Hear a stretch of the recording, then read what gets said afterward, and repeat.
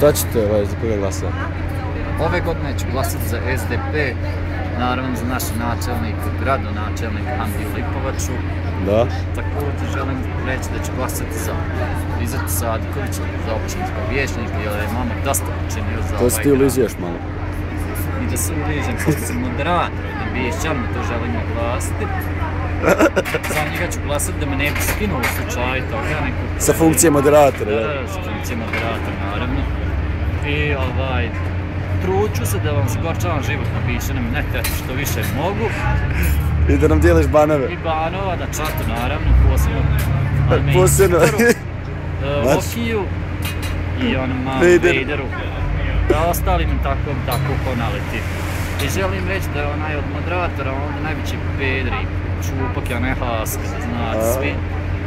Prekidamo zbog tehničkih problema, moram. Hvala.